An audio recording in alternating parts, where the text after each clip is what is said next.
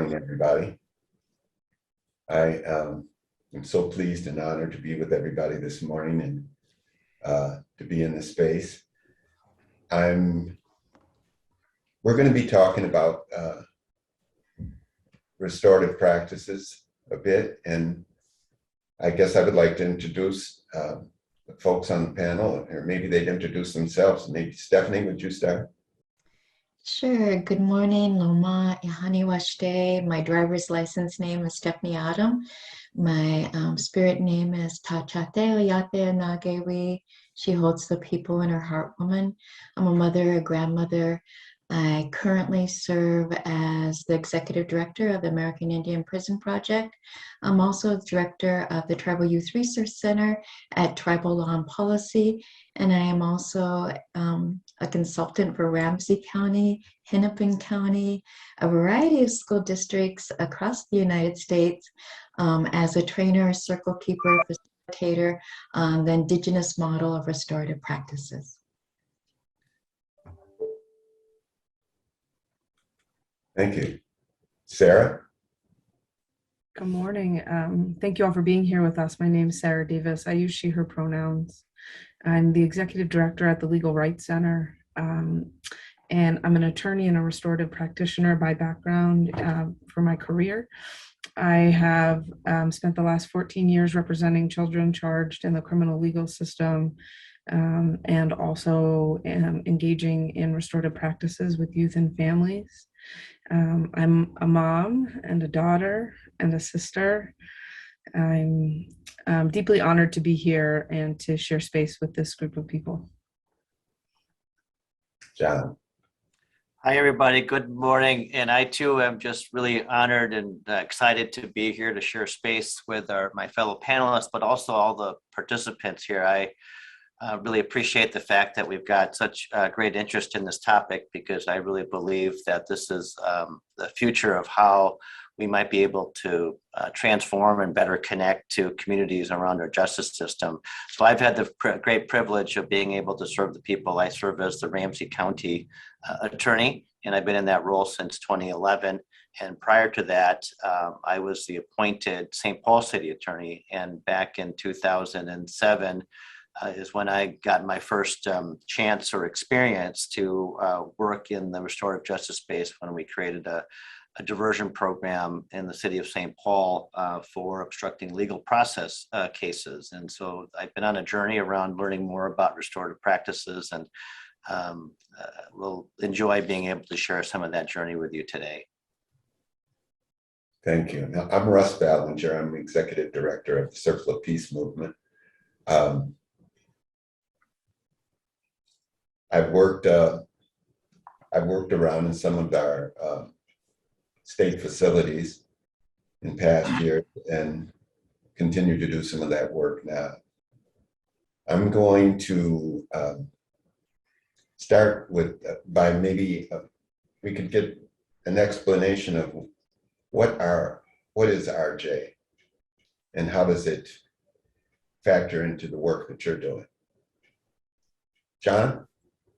Yeah, thank you. I think the first thing that I want to say about what is restorative justice, I've come to a place to believe that it's not a program. I think in many ways people think about it as a restorative justice as some sort of program. Maybe it's an alternative to divert away from the criminal justice system. Maybe it's an alternative to have a different type of response, but it's really, I think, more of a practice or a mindset that can, I think, help guide and inform how a number of things happen in terms of societal responses when people have been harmed, when we need to support people who are coming to the attention of whoever is wanting to try to do that support. And I think it's also important to recognize that restorative justice really has its roots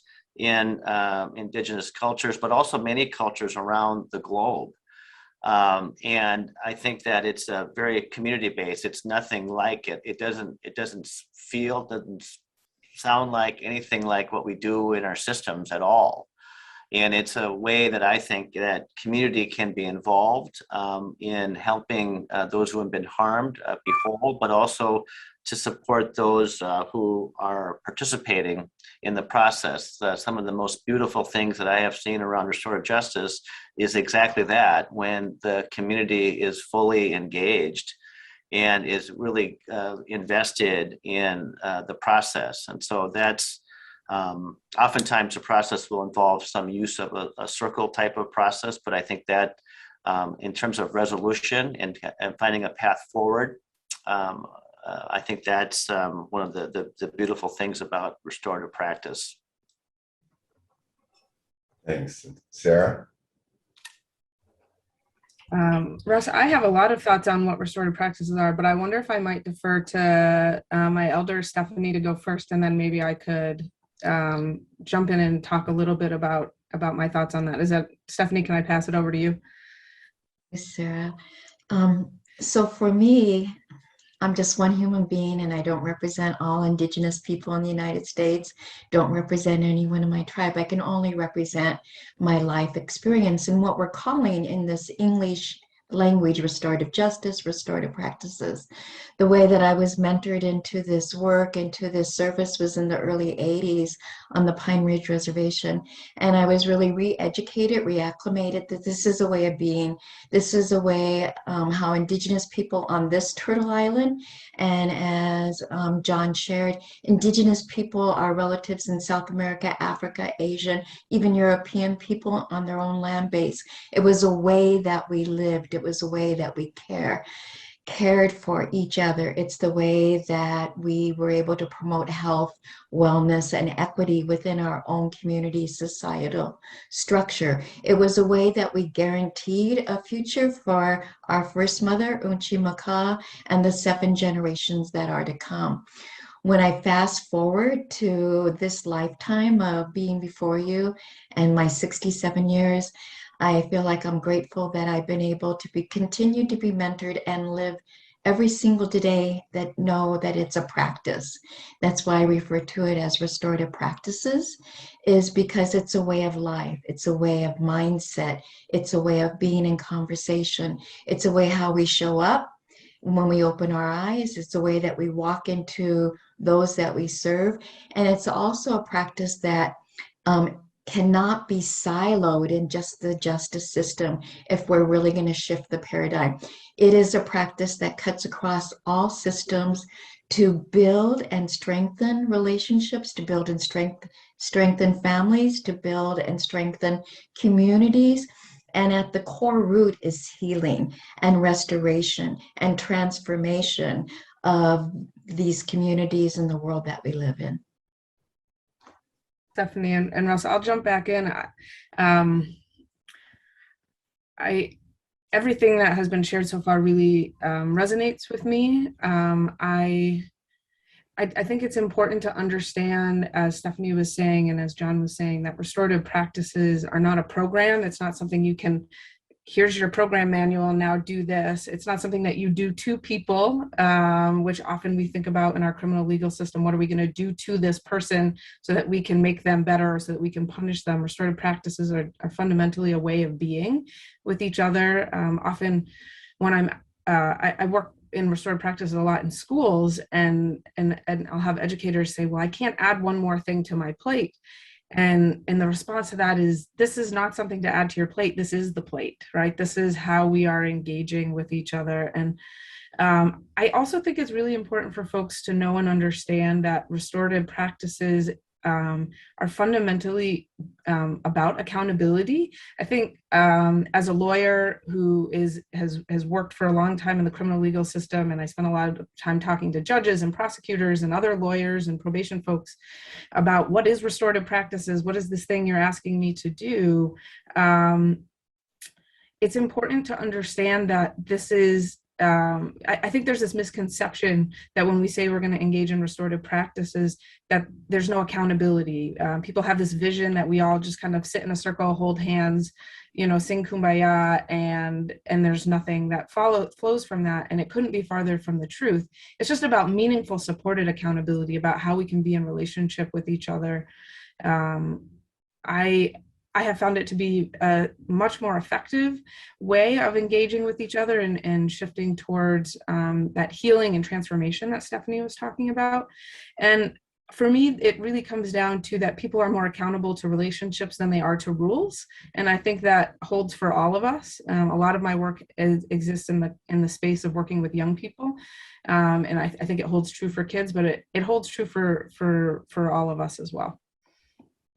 Thank you, Sarah. I just wanted to lean back in because I think the core of it, sometimes I think when folks from systems, whatever system they're working in, and they're coming with their title, they're like, okay, now we're going to do RJ or RP. But it's really about, for us, the practitioners, those that are moving this forward, it's about responsibility and relationships. There isn't a circle, there isn't a family group, there isn't a restorative practice, whether I'm sitting in a prison, in a school, or in a community, that I don't walk away a better human being. There isn't a circle or restorative conversation that I am in that I am not seeing humanity at its core. And I am reminded in terms of my responsibility with every restorative practice that I'm a part of, in terms of what is expected of me, not what's expected of the other person. Sometimes I think when people go to these package trainings, they feel that it's just facilitating, but it's really about holding your values, because restorative practices is about our individual values, our collective values, our organizational values, our societal values, and how those show up and how we serve. And Russell, if I could, I just wanted to just add just a cherry on top of what Sarah and both Stephanie said. I think as we think about what's just been said about kind of what restorative practice could look like, I think it's really important for people to understand that the current paradigms that we operate under don't actually deliver those things. In fact, in some ways, there's a lot of harm that's done and a lot of things that take us backwards. So we inherited this system in America that in order to achieve some semblance of justice and safety, that somehow everything falls into this notion that we're going to have a trial, that there needs to be this adversarial process, that the person who's harmed raises her hand and says that happens to me, that we have some neutral fact finder, the police. That's what the theory is that they collect the facts, then somehow the prosecutor tries to prove that case, and we protect the rights of the defendant to make sure that they have their rights protected, and then we have a trial. But that's like the biggest lie in America. We don't have trials. In fact, less than probably 2% of the cases that actually are submitted to my office actually result in a trial. And through that whole process of a trial, all of those hearings, we're not getting to the core of what Stephanie and Sarah talked about. And I think that's so in order for us to imagine a world where we're utilizing more restorative practice in terms of how we respond to people who have been harmed, how we respond to people who need help and support, we have to recognize and understand that the current system doesn't deliver the things that we want. We just have assumed that since the very beginning. And one of the good things today is that I think there are more people who are questioning those outcomes in the system that we currently have inherited. And it's now an opportunity, I think, to really reimagine what a justice system could look like. And it has to be based in community. And I also think that restorative practice, in terms of the things that we have already talked about and what we're going to talk about, has to be central to that work. And of course, community has to lead that. Thank you, John. Now, if I could just add another cherry to the top of this, I love being in this conversation with everyone. So it's important to think, because I think there's been a lot of misinformation about what restorative practices is and is not. And it breaks my heart constantly, whether it's in the schools or the justice system or within organizations or in community, that it's just brought in the back end to repair harm. Part of what we know in the indigenous model, is that we want to get to the front end. And there's a story I'd like to share very briefly that really talks about that. That if we're really applying restorative practices to create those systems change, those paradigm change, we have to get at the head of it. There's a story about three young Northwest Indigenous girls a long time ago, and they're out picking berries, and they're walking alongside a river, a very swift river, and they hear children crying. And they each have a basket, and one of the sisters drops her basket and runs into the river to start trying to save the children, but she gets swept away because the current is so swift. The other sister drops her basket and runs to the bottom of the river, but there's too many children, and she gets swept away as well. The other sister runs to the top of it because she wants to know, why are those children falling into the river? So in my years, I always feel like I know that I'm doing my service if I'm moving work to the top of the river, to building relationships, building community, because that for me is the core of restorative practices.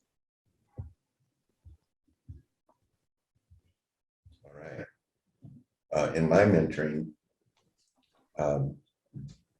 I saw where sometimes the restorative practices is a term that's used in as if it's the only way to be. And sometimes we're repairing.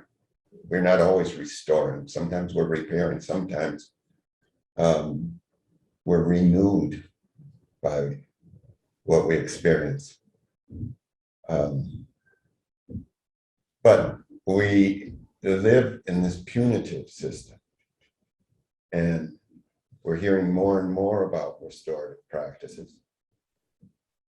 And some people look at it as something new. We know this is the way it was. And maybe now we feel that we don't have the time to do things as they should be done. So what do we do? How do we make the shift from punitive to restorative? Any suggestions there?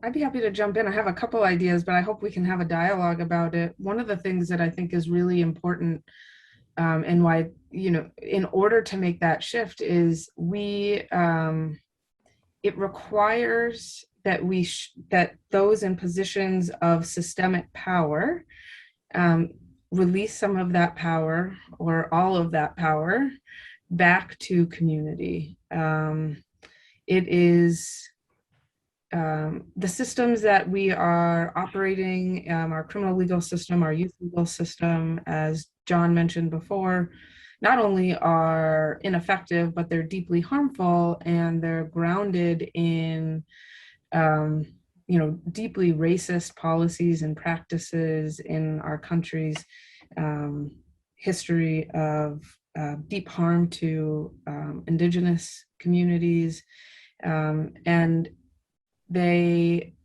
are really fundamentally systems of control that are set up to process and control large numbers of folks. And if we're going to shift to a restorative mindset and to use restorative practices as our way of being going forward, we have to be willing, we being folks who are in positions of power and authority, have to be willing to release that back to community. And so that takes folks like John Choi, a county attorney, to say, I'm going to release some of the power that's given to me by state law to make charging decisions, to bring folks into this criminal legal system that we know causes harm, and instead to say, we're not going to do that anymore. And I think we have to be willing to do that, not just for what might feel like low-hanging fruit, right? Like somebody's shoplifting or things that we might see as that we might call like misdemeanors, right, in our criminal legal system. We have to be also willing to do that in situations where more significant harm has been caused. So that's how I would start. But I hope we can kind of continue to go back and forth about our thoughts on this. Yeah, Sarah, thanks for saying that, because I think that is really critical. Also, too, I think another piece of it is, I think our society, we're more, I think, engaged in the conversations around justice reform, but I also see how fragile it is. We have been so conditioned to believe that by the responses that we have done historically are the solutions to keep everybody safe. You also called out systemic racism and injustice, but those patterns in America keep repeating themselves, right? So what it does mean to me as an elected official who's taken on some of these, I guess, political risks, is that we need to start building a movement of people who recognize, number one, that continuing down the current path of, Sarah, you talked about how this criminal justice system very much processes people. I totally agree. And it's quite frankly, a lot of people say that the criminal justice system is broken. I actually think it's designed to do exactly what it's doing today. And we have to acknowledge that it's designed to do some of those harmful things as well.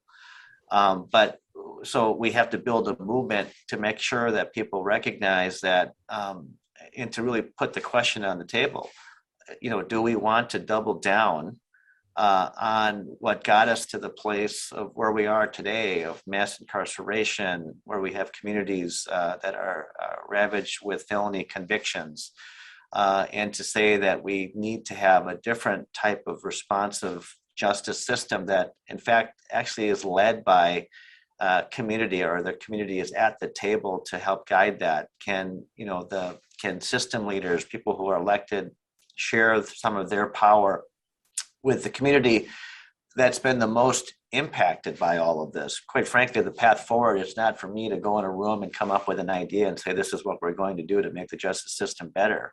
I think in order to have legitimacy and trust, we need to make sure that those voices are at the table and that we're doing this work together. And then what we're doing in Ramsey County is really saying to ourselves is that, historically, the prosecutor has been able to make these decisions in a room. They lock the door, they don't let anybody in.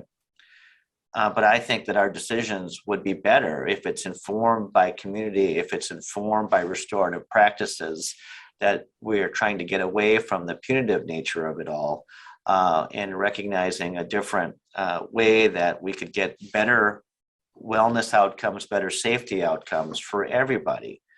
But it's hard. That work is really hard. And we still need a lot more to do around the movement building to ensure that we don't just fall back into these patterns that we have historically in this country, where fear and people who stoke that fear can prevail, and we go back into those patterns. And then those patterns are going to be what we need are more police, we need more prosecutors, we need more courtrooms, we need to amp up the system that we've that exists today, right? So that would be my thought about that. Thank you, John and Sarah. I just want to circle back on a couple of points, because I think it's important that if we're going to move forward, if in community and systems, that we have to travel back.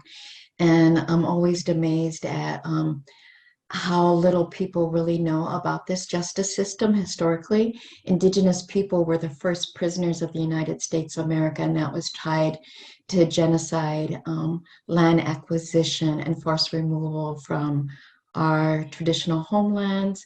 It's tied to economic gain for the United States government. So it takes a re-education of anyone wanting to quote unquote reform in terms of the basis and foundation of the justice system.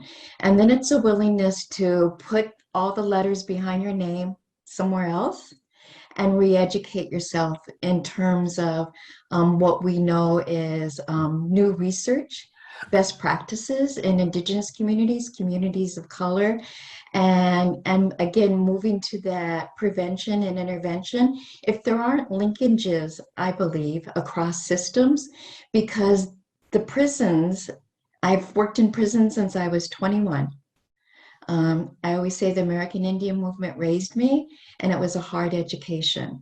But we know the linkages between bad education systems and the prison process today. How are we going to decimate the school to prison pipeline? And that takes a re-education for educator, for anyone in law enforcement, folks working in the foster care systems. It's like these systems have all become feeders to the prisons.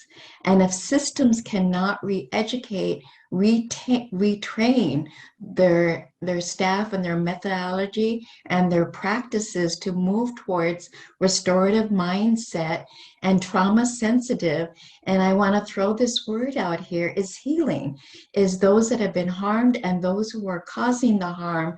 You know, we're funding, throwing money away, putting people in space when we have people that need access to physical, mental supports to begin to heal harm that they have occurred in their lifetime. So when I'm talking about re-educating, there's also, when we're looking at systems, we're looking like shifting from the linear worldview to the Indigenous model or relational worldview that we're all a part of. And how are we doing our work?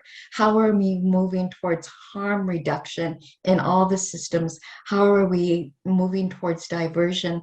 In the American Indian Prison Project, our goal isn't to just work with people inside. We want to be right the moment that they're getting picked up. We want to be able to provide some sort of restorative support. So again, I go back that if we're not friend-ending and if we're not working across all systems that are causing harm, and if we're not only remembering the historical foundations of prisons in the United States, that it's also tied to a business. It's a working business model that makes money for people, and the people that are sitting in prison are the quarters, are the dollars feeding that business. The other part I also want to bring, because I've worked in prisons across the United States, state and federal, that there's this education, there's this assumption that when you lock someone up, that there's going to be some sort of transformation that happens to them. But the reality is, anyone that's going into a prison, they are going to be harmed, they are going to be brutalized, they are going to be traumatized, and it's probably less than 0.002% that can come out a better human being after being incarcerated. I would like to add to that too, that when the child does something wrong, we don't punish and brutalize and mistreat and lock up. We take the time to find out what's wrong and to try to make some type of repair and to try to let them see that they've made a mistake and we can do something better. But it's not just about children being raised like that. It's really about being a human being, and why can't we see that all human beings should be treated in such a way? Did anybody have anything else they wanted to add to that? I was just going to jump into what you were saying, Russell. I think, and tap in a little bit to what Stephanie was saying. The reality here in Minnesota is that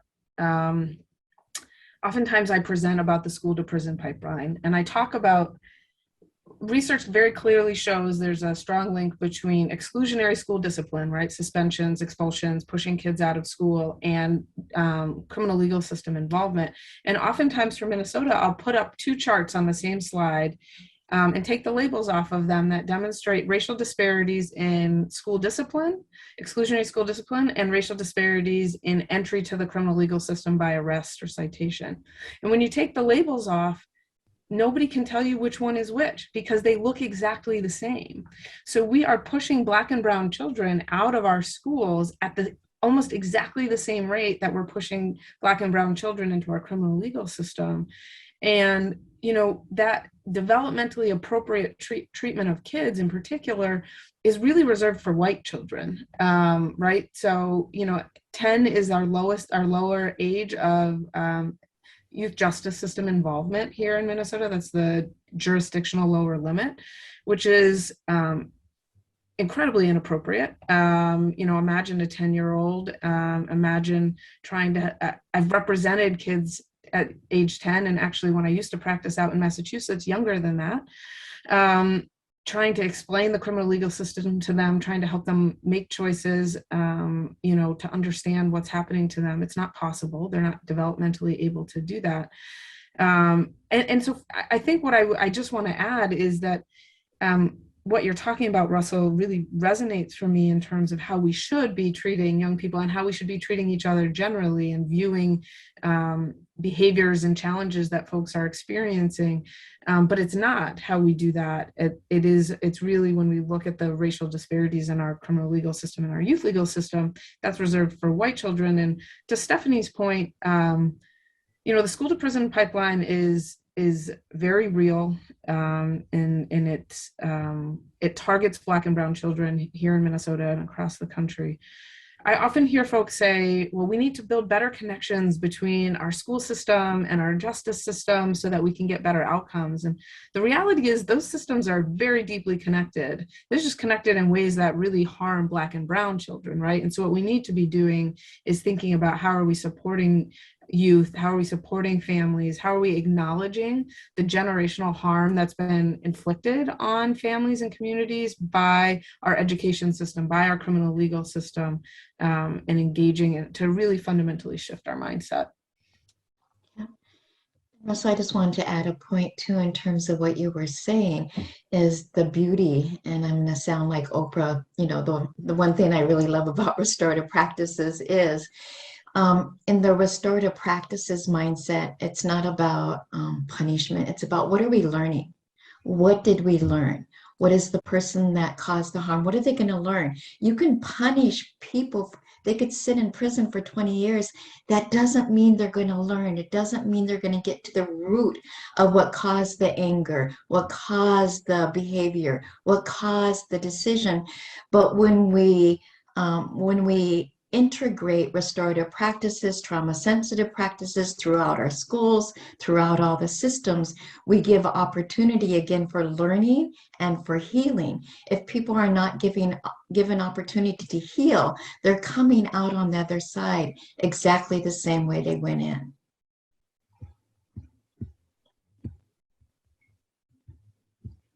Well, we've lived in this punitive system for so long. I think sometimes it's hard to imagine what things might be like in another way.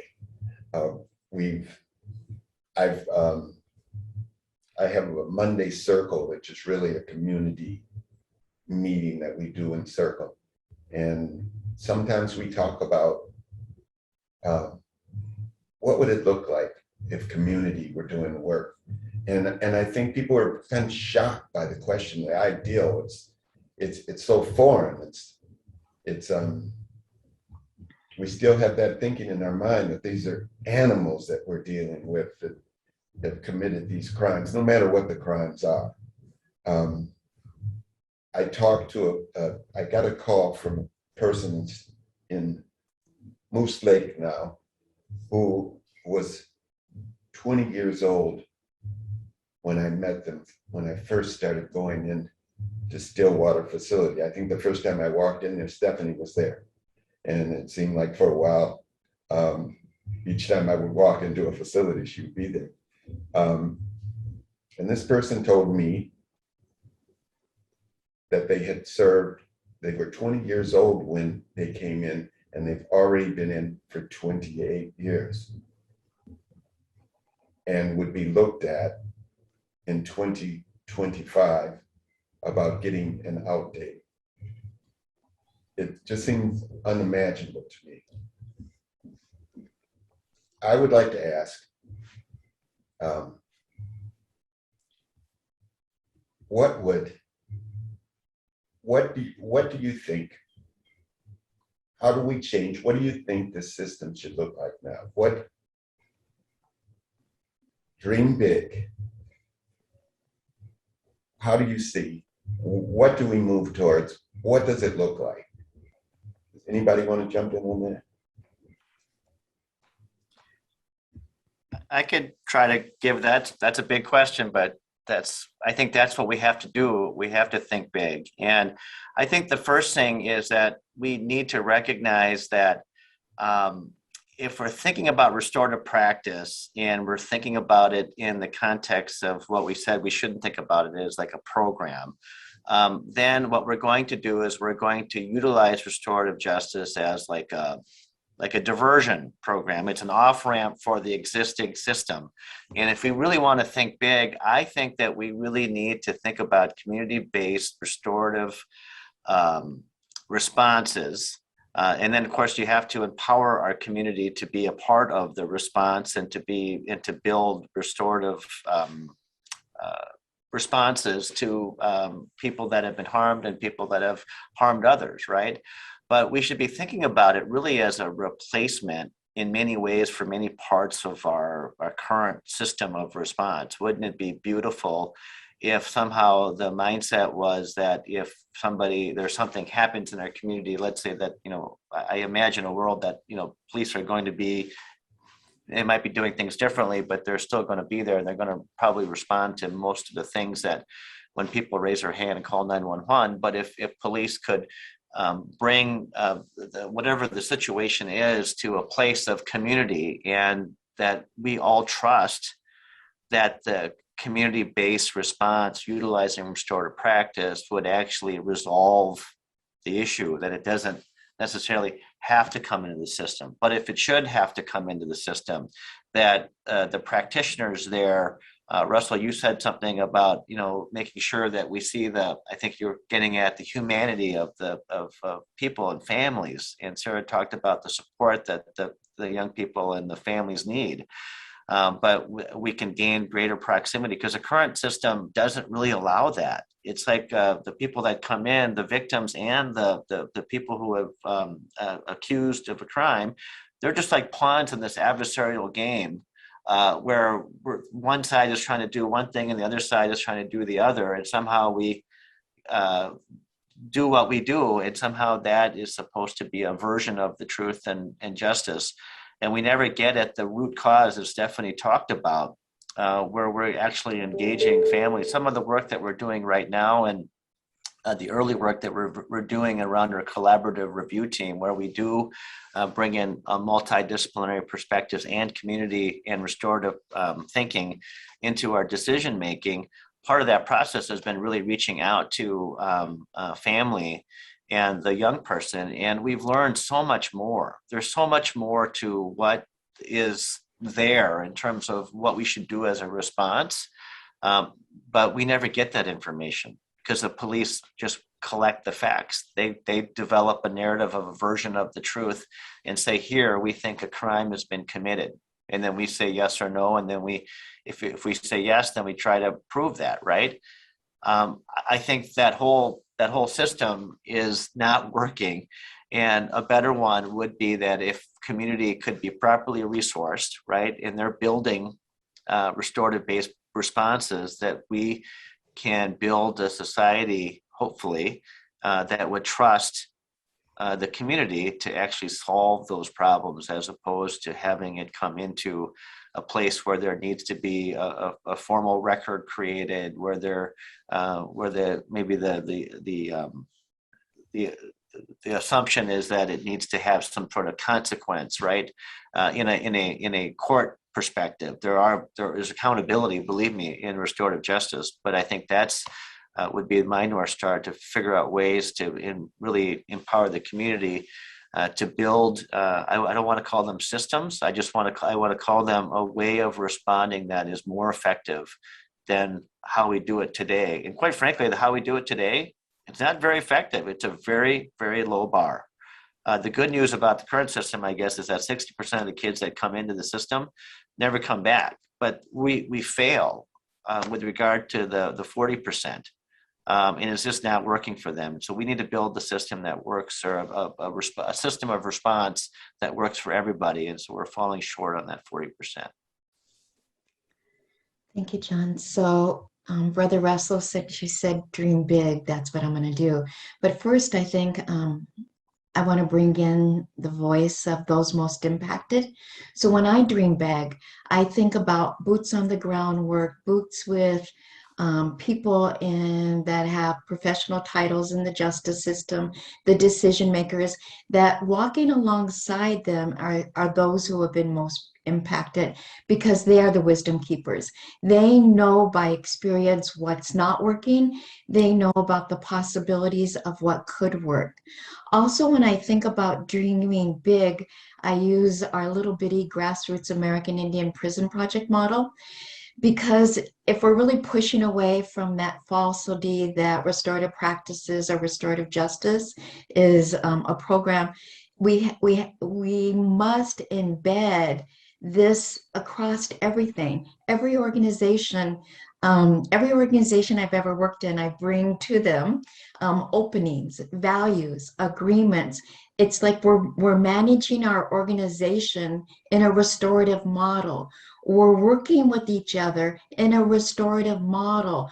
We're moving that top-down hierarchy into a circular model of management in how we're serving people in systems and in communities. And like John said, really merging so that someday in the big picture, it is really about community-led, most impacted-led guiding. And I believe that will bring us transformation. And there's another aspect that we haven't talked about, or I missed it, in terms of when we're creating change, change today, change tomorrow, change in the future. And that's really 24/7, starting from a strength-based platform, because everything in the justice system, school system, anytime when there's harm or something's not working right with young people and families, we go to the deficit. We go to the deficit model. Restorative practices demands that we start from the strength-based approach. Every human being has a strength. Every family has a strength. Communities have strength. And that's how we really build restorative practices plans. The Maori people from Aotearoa, it's called family group decision making now, but it's a model in terms which guided a nation before colonization in terms of equity, of health, education, political systems. So it's a system that we know works. So it's like leveling the hierarchy and creating a circular model with restorative tenets and practices by every human being that's contributing. Thanks, Stephanie and John. I think we're going to transition to Q&A soon, so I'll try and keep this relatively short. I just want to lift up what's already been said. I think if you're asking me to dream big, it's about fundamentally transforming and dismantling the system as it was created and as it exists. As John said, this system is not broken. It operates exactly as it was designed to do. And so it's about fundamental transformation and dismantling, returning power to community, about centering the voices and the experience and the wisdom of those most impacted. And, I think as Stephanie held up, approaching from a strengths-based perspective, which requires that we move away from what has been discussed already, which I would call really this sort of othering narrative that sort of says we have these people, these folks over here who we consider to be a problem, so we're going to put them in this system, and instead sort of seeing the humanity in each of us, seeing the strengths in everybody, and recognizing that shifting power where community is centered in our decision making is critical to shifting to, as Stephanie said, where this is a way of being, right? This is not a thing that we're doing. That's, living our values, whether it's in our, in our communities, in our families, in our organizations, in our systems. And I just want to say, so that would be my dream big, right? That we really fundamentally dismantle and shift to a model where everything is grounded in community and restorative way of being. I think in the meantime, our systems continue to cause a lot of harm to, particularly to Black and Brown communities. And so I think we have to also push on folks in systems who are in positions of judges, prosecutors, legislators to really think about how can we implement and how can we implement practices that can return power to community while we are working towards this fundamental transformation. Thank you. One more thing. Sorry, Sarah, as you were talking, I just want to embrace dream big. My dream big is that we all push away from the frontier mentality that created prisons, that's somehow locking human beings, adults and children in cages is going to make this a better community, is going to make this a better state, is going to make this a better world. And for me, every day I wake up and I make a prayer, my dream big. Someday I'm going to wake up and there's not going to be any more prisons. I'm not going to see any more people in prison. That's the dream big, that we have figured it out as human beings. Before colonization, there were no prisons. Floyd Westerman, who was an American Indian movement activist, he once said, the archaeologists have been digging us up for thousands and thousands and thousands of years. And the one thing they never found in indigenous communities on Turtle Island was any semblance of a prison. So that's my dream big. Thank you. That's all I was going to add too, is that we need, I spent a little time in 2019 in Ghana, where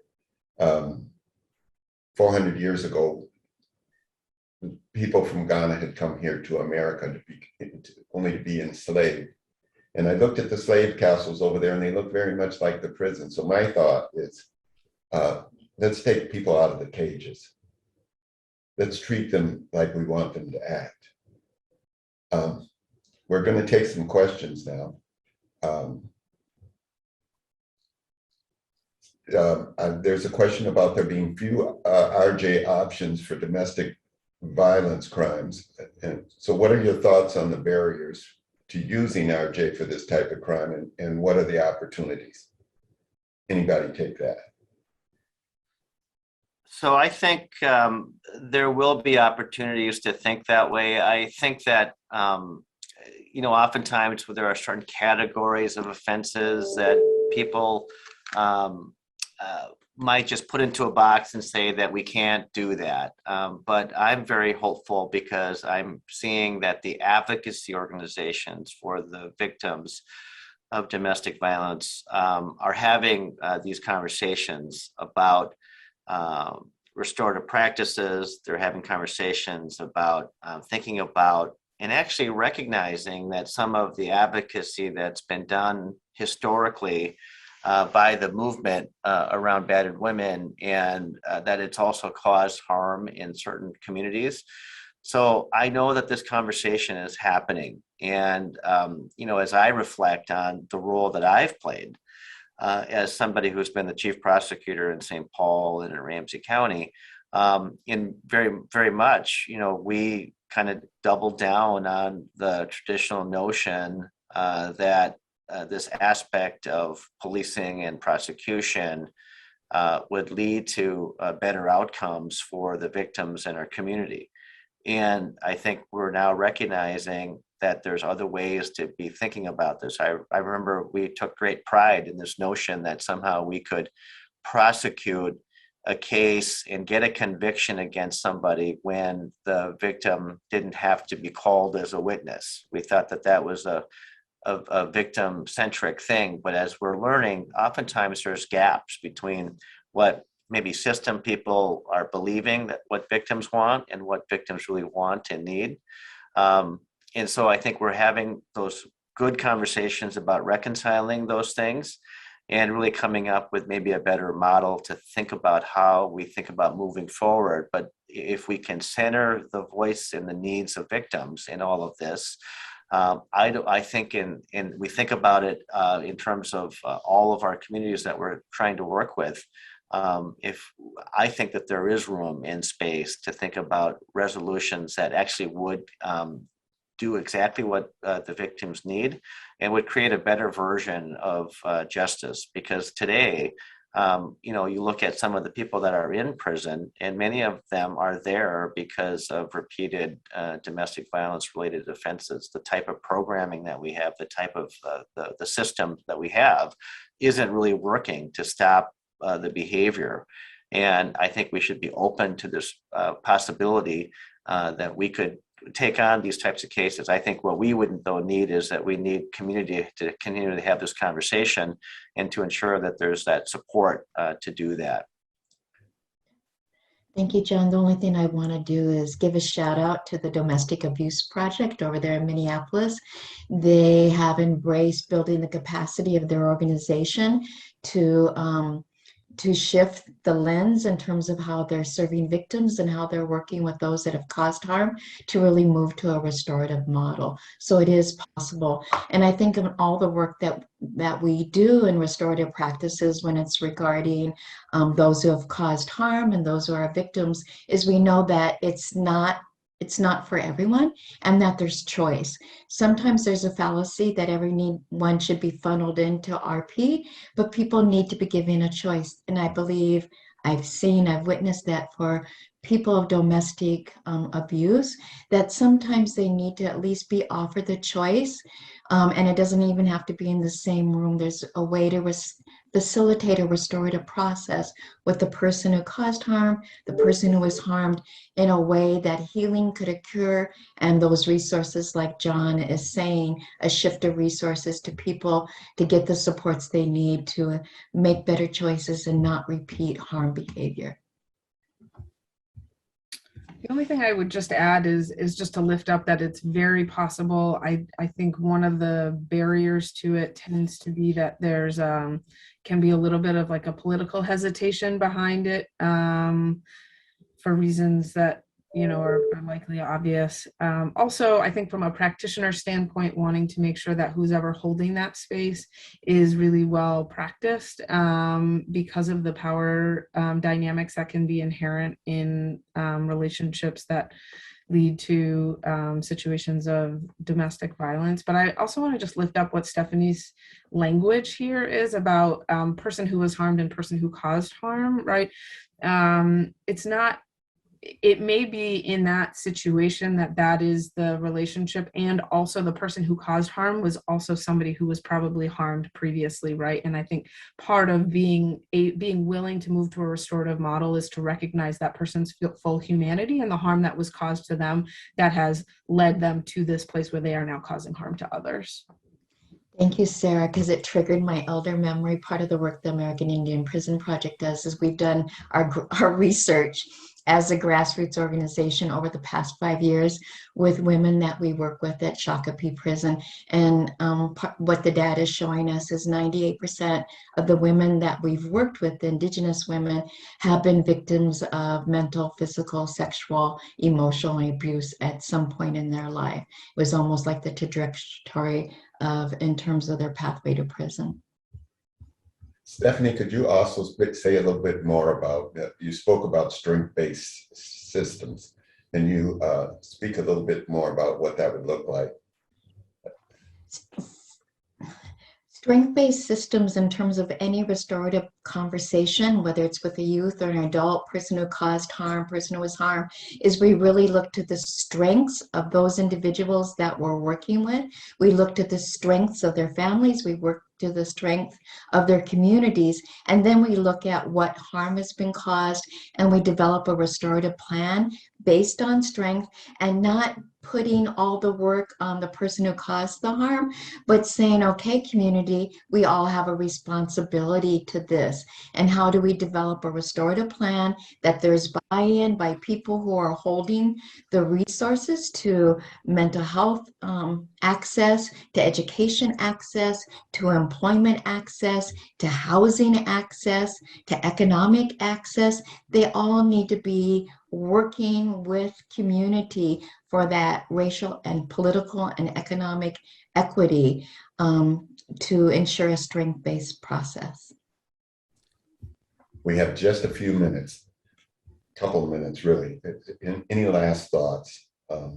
Russ, I was just going to give an example to build on what Stephanie's saying, and just to like make this concrete for folks who maybe have been in the criminal legal system. So let's say, for example, you have a young person who caused harm, whether they, got into a fight at school or, took laptops or what have you. And in the criminal legal system, I think most folks who have practiced it in a while could say, okay, here's the charge, here's the kid's record, this is what's going to happen, right? You're going to get, this many hours of community service, you might be ordered to this program and this length of probation, without ever looking at like, where is that kid and family really strong? And what are the supports that that child might need to be able to be successful moving forward, versus what Stephanie's talking about, where you sit down with folks and really identify with that child and family. What are your strengths? You're not defined by whatever this incident was that led us to this conversation. Where are you strong? What are your strengths? What are the challenges that you're experiencing? What harm was caused? And how can we come together to support you to make that right and to be successful moving forward? Our legal system is just not set up to do that, versus the strengths-based restorative practices that Stephanie's talking about. And just want to plant a seed, even though the prison project is just a little bitty grassroots organization over the last 4 years. Our job is to work ourselves out of a job. Our job is to be replaced by those most impacted. And we have probably over 18 individuals we've worked with over the, and I say we, they're doing their own work. We're just providing support, restorative practices support, that are leading in their community, are leading on their reservation. They're working, they're buying homes, they're contributing. So again, that's the predictability of restorative practices. When we come from a strength base and we're lifting up and empowering, we're making that place and space for people who are most impacted to lead. And for me, that's the absolute model of strength based. John, anything? Yeah, I would just echo what Stephanie said about the current paradigm. The current system doesn't allow for exactly what Stephanie said, and that's what we need to get to. So we really need to think about, how do we replace the existing system and how do we build that, right? And I've been thinking about this for years. I've always believed that, in many sense, that especially the youth justice system does not deliver the things that we want and need. In fact, the law says that the primary goal is about the rehabilitation. And for many of the kids, it's not doing that. And so what is it that could replace it? And I'm absolutely convinced that the best model that we had from the very beginning of time. And it's rooted in indigenous cultures that was here before American colonization. And it's the restorative practices and the conversation that we're having today, that this will actually be better than what was ultimately what will replace the original system. Actually, the traditional system is what we're talking about today. How communities throughout the world have developed ways to respond, and that the solution really does lie in community. And I know we're low on time. I just want to share the voice of a youth that was at Red Wing Juvenile Facility. I always try to go in during the holidays because there is a reason why facilities are where they are. The Red Wing Juvenile Facility is the farthest point away from Indigenous community. Most of the Indigenous youth that are locked up in a state facility are from northern Minnesota. So we were sitting in circle during Christmas, and I said, if your parents, if adults were in the room in this circle with us today, what would you want? What do you need from them? What would you want for them? And it was Christmas time, so I thought I would hear a lot about material things. But a young man, when it came to him, he shared, I just want to be seen. I want to be heard. I don't want to be invisible anymore. No one saw me in my home, no one saw me in the school, and no one saw me in my community. I want to be seen. That's what I want. I truly believe with every breath I take that restorative processes allows us, empowers those of us that are here today in front of this computer lens, everyone that's joined, to contribute to human beings being seen, being heard, being visible, and being able to lead transformation in this community. There's a quote that I saw, and I just want to share it with you. It says, every day I wake up and I ask myself, am I going to be brave enough today to challenge the system? What I know about bravery in my community is not that I am not brave by myself. It tells me I am part of a community and I am brave because of them. I ask each of us today gathered in this conversation to be brave, to see those young people, to see those that have been harmed, to see those who have caused the harm, and listen and be present. Thank you very much. Our time is up. Stephanie Autumn, John Choi, Sarah Davis, it's been an honor to be in this space with you.